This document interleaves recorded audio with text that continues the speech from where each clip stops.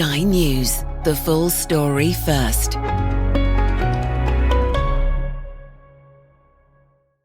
Coming up, as Donald Trump doubles down on his desire to annex Greenland, we're on the ground with our international affairs editor Dominic Waghorn, asking Greenlanders just how it feels to have a superpower eyeing up your homeland.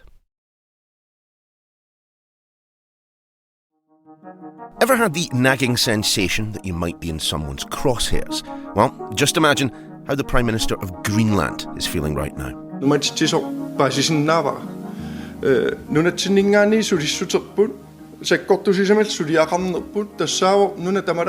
words from Jens Frederick Nielsen, in essence, telling the President of the United States to back off.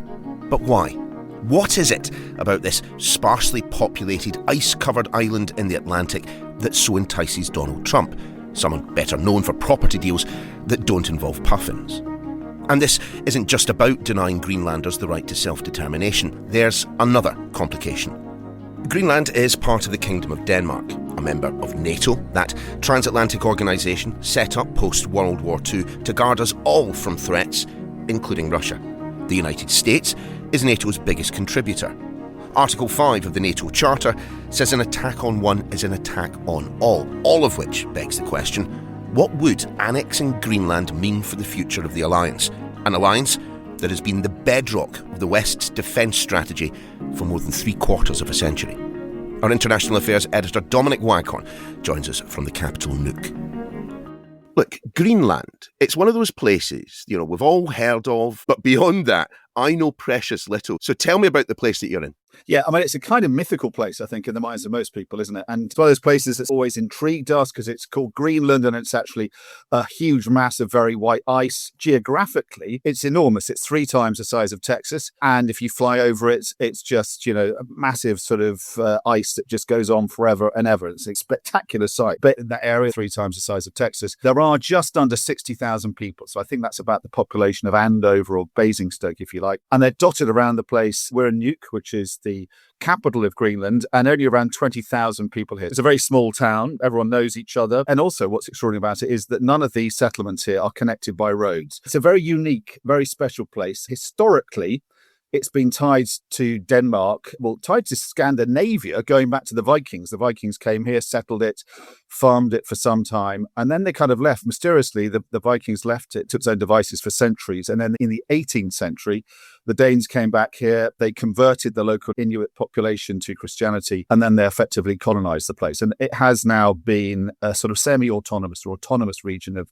Denmark, which it means that it manages its own affairs. Apart from for foreign and defense affairs, it kind of runs things itself. That population of 60,000 people elects a government, but it's part of Denmark. It's part of the Kingdom of Denmark. And it's very proud of its connections with Denmark. And it also depends a lot financially. It gets around $500 million worth of aid a year from Denmark. And the Greenlanders value that connection financially.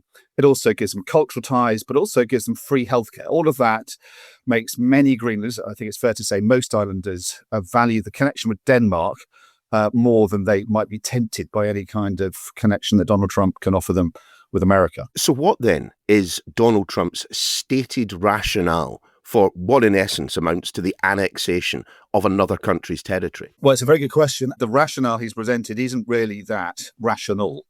What he said is that Greenland must be part of America, absolutely has to be part of America, he has said, largely for national security reasons. And what he says is that the way it's presented by his officials is that particularly as the Arctic ice is melting and those routes to the Arctic open up, it's becoming more and more strategically important. America needs to have routes into the Arctic for military reasons, but also because of the minerals under the Arctic ice are becoming more accessible, and America needs to be able to reach those minerals. And they are particularly valuable minerals in the world that we now live in, rare earth elements and the rest of it.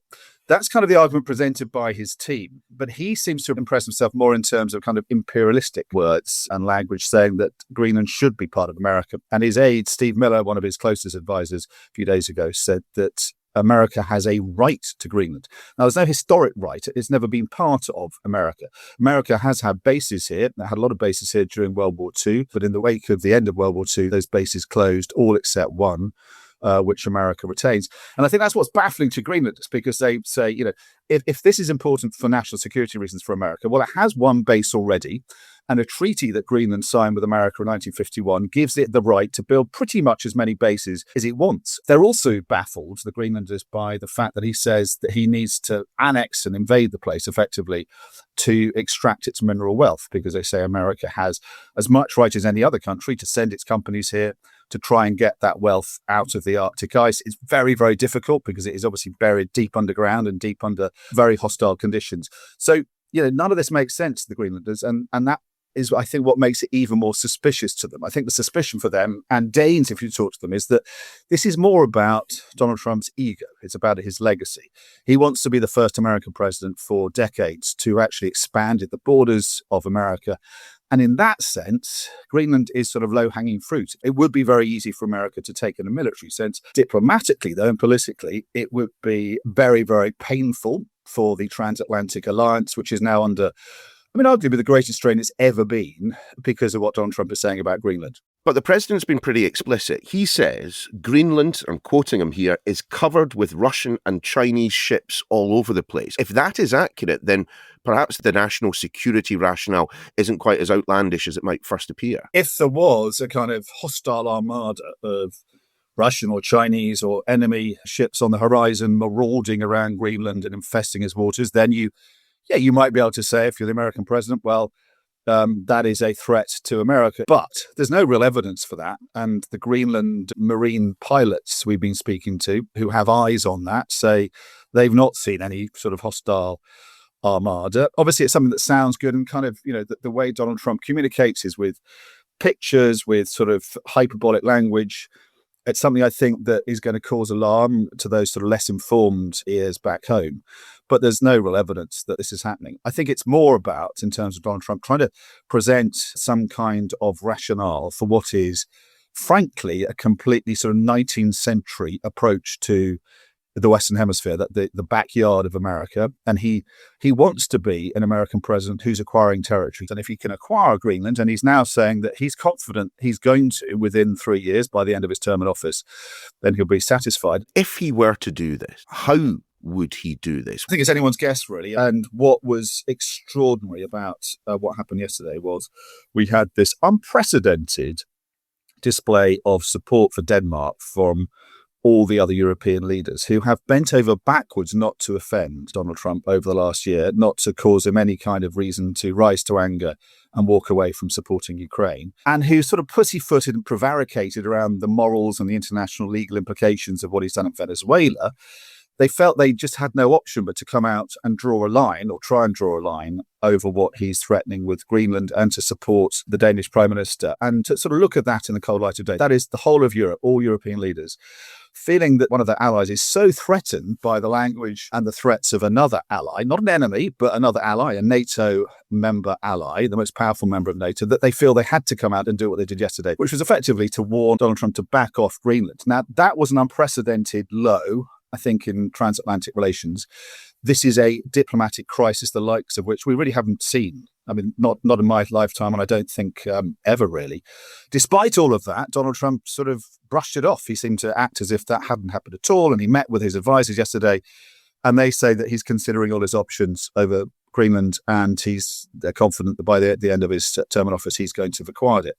Now, they say he's not ruling out military options, but what seems to be being put out there as more realistically is some kind of arrangement which would allow Greenland to have an associate membership of the United States, some kind of framework that would allow it to sort of cooperate with America, as America has relations with different parts of the world without becoming the 51st state. It's called a COFA. For that to happen, Greenland would have to become independent from Denmark. Now, that's unacceptable to Denmark. It's unacceptable to Europe. And after Donald Trump didn't really respond to what the Europeans did yesterday, we heard again from Mette Frederiksen, the Danish Prime Minister, who kind of dug her heels in even deeper, saying any attack on Greenland, any attempt to acquire Greenland would be an attack not just on Denmark, but on Europe as a whole. So raising the stakes further. So, this is not de-escalating at all. This is getting more and more awkward for European governments. But I think they feel there's so much at stake here that Donald Trump's behavior is so deranged and unprecedented, and frankly, completely crazy that they've got to draw a line. And I think the danger is that this leads to some kind of irreparable bust-up between Europe and America just at a time when Europe and Ukraine need to keep Donald Trump on side because of that conflict in Ukraine. We shouldn't forget, should we? I mean, Denmark is a member of NATO in the same way that the United States is. So what would be the practical consequences of Donald Trump, in essence, invading a fellow member of the North Atlantic Treaty Organization? This is why it's so kind of hard to get your head around. As you say, this would be not just a member of NATO, but the most powerful member of NATO, the kind of the great pillar of NATO, attacking or annexing the territory of another member of NATO. The NATO alliance was set up so that if it was attacked by an enemy, all the members of NATO would get together and consider it an attack on themselves. It's not really sort of built for members of NATO to attack other members of NATO. So Mette Frederiksen, the Danish Prime Minister, has been pretty explicit about it. She's not minced a word. She said, if you have a member of NATO attacking another member of NATO, then that's the end of the alliance. It doesn't make sense anymore as an alliance, and it's very hard to sort of argue with that. If an alliance starts attacking itself, it's not really an alliance anymore. But doesn't that entirely chime with Donald Trump's arm's length approach to NATO in the first place? Yeah, exactly. That is the big but, causing such alarm across the capitals of Europe, because this is an American leader who's really shown not much time for the Western alliance. And if you look at the national security document the White House put out at the end of last year, the language of that was basically as if America's not a part of NATO. It talked about America kind of mediating between NATO and Russia, which led to all kind of heads being scratched in Europe saying, but America's part of NATO. So in the mind of Donald Trump, NATO is a kind of rip-off. We saw that in the first term in office, didn't we? And he regards it as an alliance that has basically cost America a fortune and not got much back. And he's very proud of the fact he's getting its member states to cough up more. But I think in his mind, America's not part of NATO. And you do have to sort of ask yourself that actually, would it suit his purposes to do something that would threaten the alliance as much as taking Greenland would? And I think the fact that we can sort of sit here and say, yes, he doesn't seem to care so much about NATO. He would do something that threatens NATO.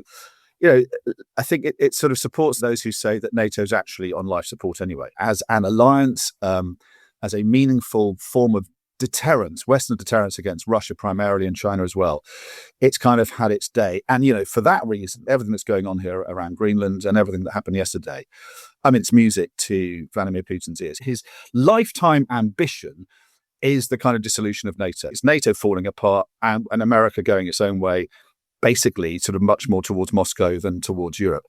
And I think yesterday we saw a greater sort of move in that direction I think we've seen even under Donald Trump's presidency. So what is the feeling in the capital, Nuuk, amongst the people that you have been speaking to? It's really interesting, actually. So we got here yesterday and I was here back in February last year. And I think that there was a sense then that there was a sense of resignation, kind of disbelief, and people would say, well, Donald Trump's unpredictable. Maybe he's threatened the place, maybe he's not. We'll judge him on his actions, not his words. We're not going to get too het up on what he's doing now. I think, the people we spoke to yesterday, and it was a very sort of unscientific cross-section, most of them have that kind of sense of resignation that, well, he'll do what he does and we'll have to live with it and we'll see what happens. I do think there's a greater sense of unease, particularly at an official level, without doubt. There are, though, those Greenlanders, and we spoke to one yesterday who he said, we've been under the Danish heel, and it sort of dug his heel into the ground. We've been under the Danes for too long. It's time we had a different future. And Jørgen Børsen, who's the kind of spokesperson, if you like, for the separatist movement, who's very close to the Trump family, we spoke to him in Copenhagen on the way here. And he said, he's confident it's going to happen. He says, from what he's hearing from the Trump family and his contacts, there's no doubt Donald Trump is going to take Greenland. And he says it offers a better future. If you look at the polls, there is a very, very small minority of people who would like to get closer to America. They see their future as European. They really value their free healthcare. And I think, they'd be very worried about what an American takeover would mean in terms of that. They're not the kind of people. Most of them are pretty poor and they're not the kind of people who would get health insurance under American rule. And they value that $500 million bailout or grant they get from Denmark every year as well. So the majority of people want that connection. I think the other emotion here is just offence, anger, and a sense of betrayal. Greenland has been a close ally of America for decades. During the Second World War, it's a vital part of that transatlantic bridge between America and Europe. The Greenlanders have done a huge amount to help the Americans in their defence, in their national security. For the Americans to come now and say that they're not defending themselves, that they are a threat to American security, is totally baffling and deeply offensive. And I think is causing very, very great concern here. And I think as that penny drops that this might be about to happen or could happen over the coming years, that is deeply worrying and bewildering, I think, for Greenlanders. What about Greenland's current political leadership? Jens Frederik Nielsen is the Prime Minister. We interviewed him very shortly after he was elected. Back in February last year, he was running for independence. All the parties here run for independence, but his party ran on the ticket of independent, but not now, at some point in the future. So they want Greenland to be able to be rich enough, powerful enough to stand on its own 2 feet. And if it is able to do so, then have a closer connection with America on more of an equal footing.